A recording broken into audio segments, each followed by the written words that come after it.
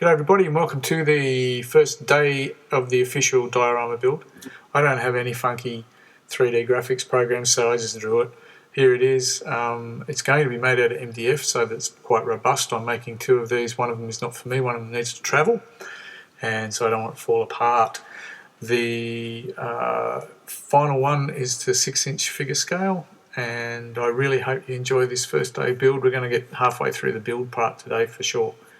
Enjoy the video as it comes together, and I'll see you at the next bit.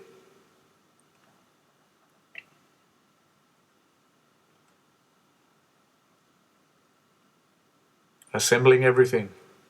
Alright, well I have to sort of figure out what I'm going to say here. Basically, it's the Mandalorian, the scene from the Mandalorian, so the things that we've seen previously, you can see that for the images of the helmets that are stuck on the pikes for a 6-inch scale figure. So I'm working for, here's a stunt double, working for 6-inch scale. Wanted to build a diorama, so it's the Tatooine landscape, so Mos Espa, with that famous scene that's got the stormtrooper helmets on the pikes. As you can see, these are the bits that go with it. I've moulded a bunch of heads, cut them, worked on them, other video, made all their flags, other video, and today it's just the assembly. Now I'm making two of these because one of them's for Aussie Syfi Collectables. Really good bunch of people there. I've super enjoyed working with them, and so I'm making them one to go with it. So the idea for me is that I'll display all of my Mandalorian figures. Experimented with the house a little bit. There's one that I've already started, so some of it was whether to have it square and have everybody come off that way, or whether to have it on a bit of an angle. But if I have it on an angle and have the heads there, although I get more ground space, you don't get the wall in the background. So as a display, I don't think it's as good. So we won't worry about that. So we've gone for the square thing. So this is all part of the build as it goes on. So I just wanted to show you the bits. This is the door, because it'll only be half a door when we do it. The door, I just cut it out of cardboard. I glue the two bits together. There's a whole door.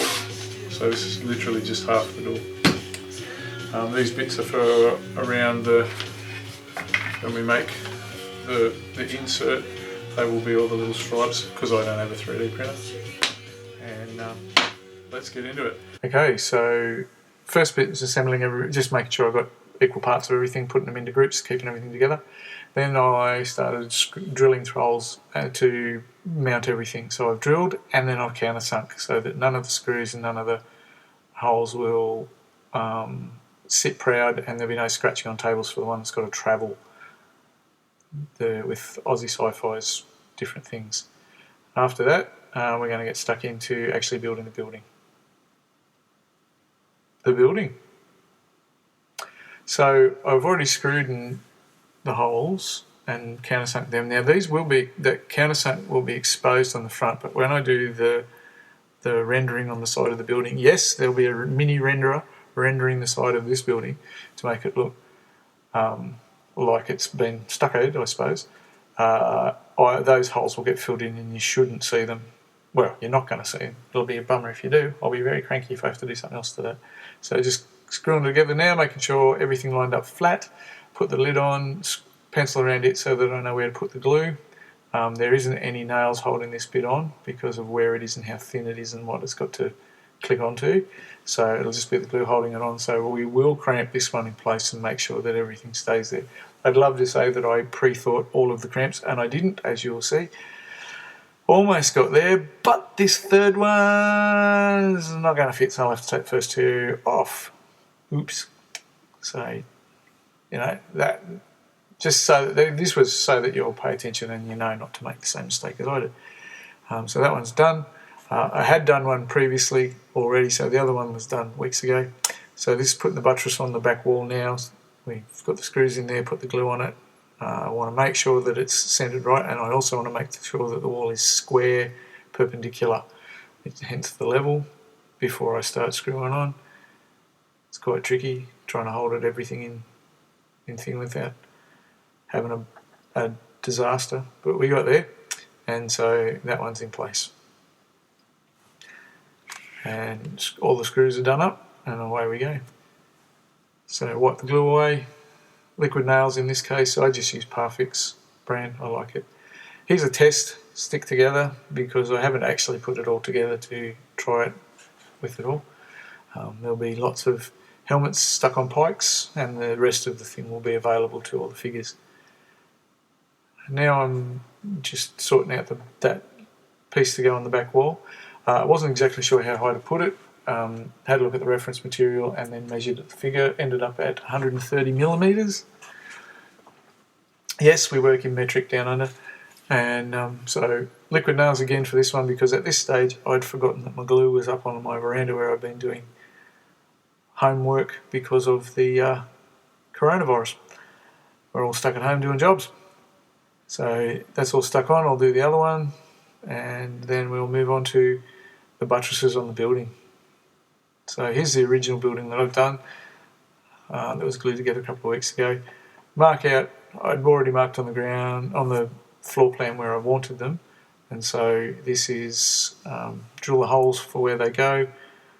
Probably again a little bit overkill with drilling and gluing, but as I said, if this one travels around in the Aussie Syfi truck, I don't want it to be coming a cropper. I want it to stay together and be able to be displayed at trade shows or whatever it is that it's going to get taken to.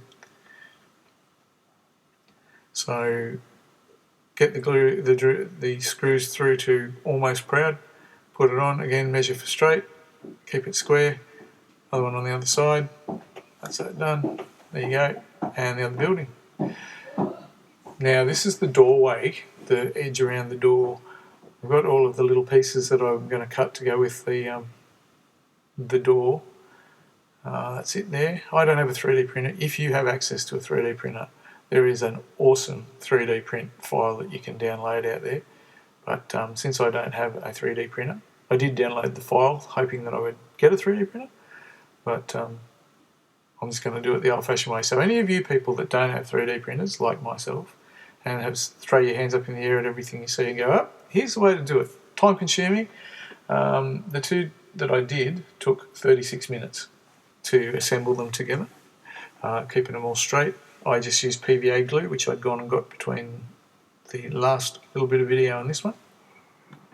Whack them all together, stick them all down, make sure they're all straight, and then stick them flat under a ruler so that they don't curl up as they're drying, which cardboard has a great tendency to do.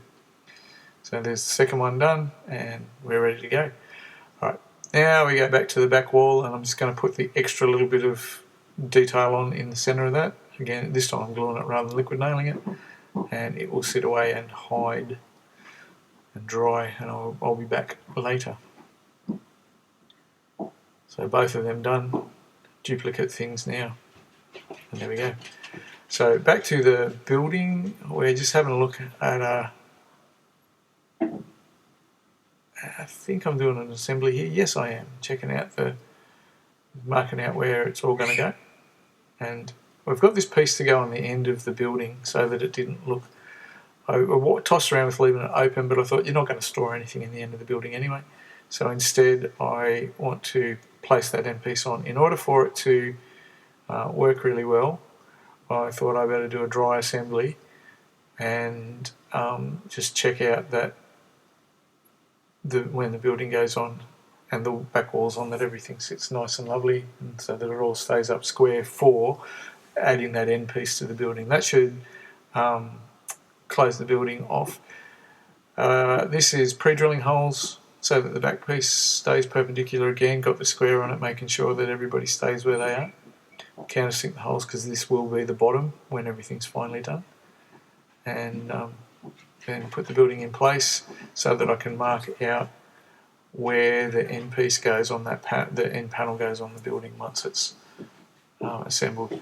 This is important because the door has to line up with that panel, and the panel has to not stick proud of the door or proud of the there's me stunt double again, Okay, this is the door bit. Actually putting the door frame into the side of the front door of the building, let it hang out over the thing. This will form the front of the door and the door tread. So we've got the building in place, we know where the top of it is, but the bottom I have to mark to the edge of the panel. Oh, he left that Stormtrooper pencil there. That'd make a good video, that would. So now that we've got it, we can cut the excess off the door panel bit that we've made, and then I'll unscrew the building and we can get to gluing it into place. That is going to be the that's a drain pipe, for want of a better word, thing that sticks on. The reason I haven't glued it on is because it doesn't get rendered, whereas the buttresses do actually have a bit of render texture on them. So I'll leave that off and stick it on after we've done the painting and got the building sorted out.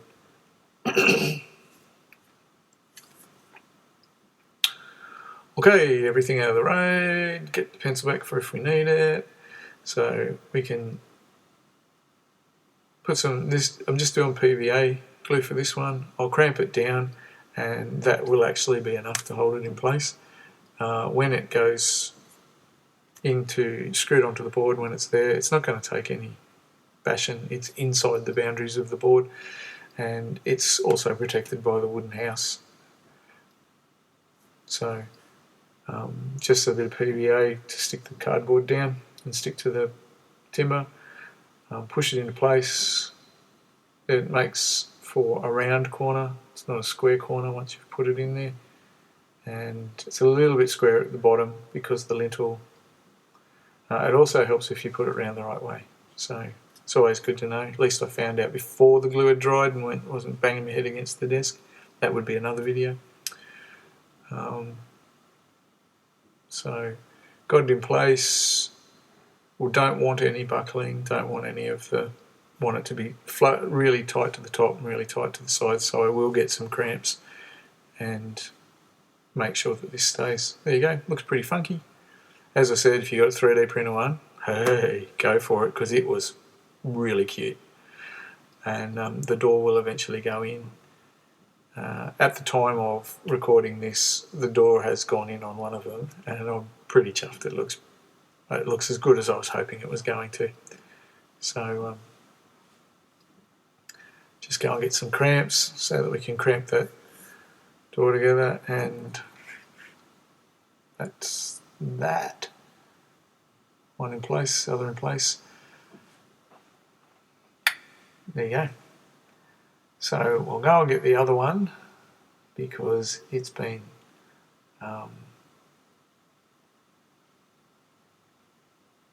dried in between.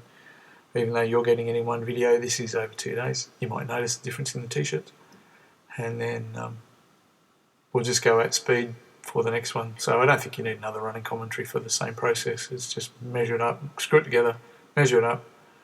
The only real difference here was that this board hadn't been pre-drilled, so I'm just doing that as well. But apart from that, it's the same thing as before. Drill the holes, screw it together, put the end on, measure it up, then stick the door frame, the cardboard doorway lintel, what do you want to call it, door jamb, the surroundy bit, all those technical terms. Put that in place, measure it up, cut the excess off, glue it together and cramp it.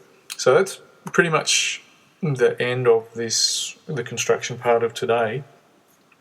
So I really hope that this has been informative, and I actually hope it inspires you, because I am having a ball doing this, and I can't wait to get the painting bit done and to have it together and to put my figures on it. Please know that if you need to ask any questions, or if you want to say anything, if you want to say anything, let me know. If you want anything slower, as I've said before, I have a Redbubble account with my daughter.